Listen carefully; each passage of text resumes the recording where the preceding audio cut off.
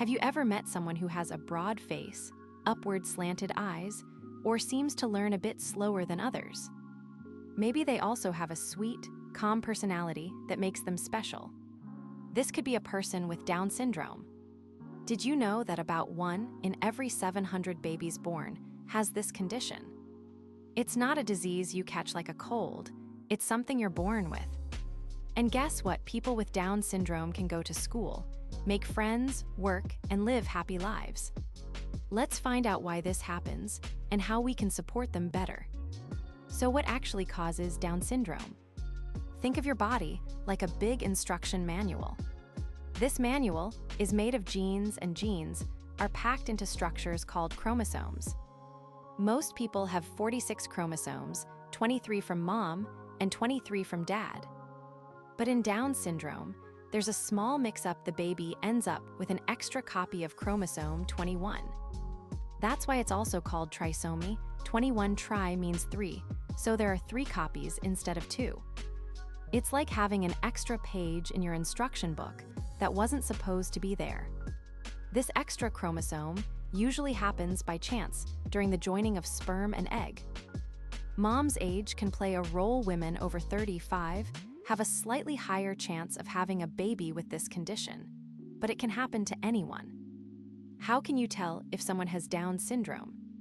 Well, many babies with this condition look a bit different at birth. For example, they might have a flatter face, small ears, or a single line across the palm of their hand. But here's the thing, not all signs are about looks. Have you ever struggled to button a shirt or tie your shoes? Some people with Down syndrome develop motor skills more slowly, so these tasks might take extra practice. They might also have weak muscles as babies, like a floppy feel when you hold them. Some have heart problems from birth, like feeling short of breath when active. Learning differences are common too, like needing extra time in school. But remember, every person is unique. Some read well, some are great at art, and others shine in music. How do doctors find out if a baby has Down syndrome? Even before birth, a mom can choose special tests. Imagine an ultrasound. It's like a photo of the baby inside the womb. Sometimes, it shows clues like a bright spot on the heart or short arms. Blood tests from the mom can also check for signs. But to be sure, doctors may take a small sample from the placenta or amniotic fluid, called amniocentesis, and check the baby's chromosomes. After birth, a simple blood test can confirm it by counting the chromosomes. Now, can we cure Down syndrome? No, because it's part of the body's basic makeup.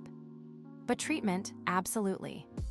Babies with heart issues might need surgery. Speech therapy helps with talking, physical therapy builds strength, and special education plans help kids learn better. With love and support, people with Down syndrome can grow up to do amazing things. Can we prevent Down syndrome? Right now, we can't change the chromosomes or remove the extra one. It's not caused by anything a mom did or didn't do, so no blame ever. But what we can do is offer choices. For example, pregnant women can choose screening tests to know earlier if the baby might have Down syndrome. This doesn't stop it, but it helps families prepare, like connecting with doctors, therapists, or support groups early. Healthy habits during pregnancy, like eating well, avoiding alcohol, and taking folic acid, won't prevent Down syndrome, but they help any baby grow strong. The real prevention, acceptance. When we include and support everyone, differences become strengths. Exciting things are happening in science. Scientists aren't looking for a cure because many people with Down syndrome live full, joyful lives. Instead, they're trying to understand how the extra chromosome affects the body so they can help even more. For example, new studies are testing drugs that may improve learning and memory. Think of it like giving the brain a little boost. Gene therapy is being explored too, like finding a way to silence the extra chromosome 21 in cells. Cool, right? Also, apps and tech tools are being designed to help kids learn better using games and voice tools. And guess what? More adults with Down syndrome are joining research studies so their voices are heard.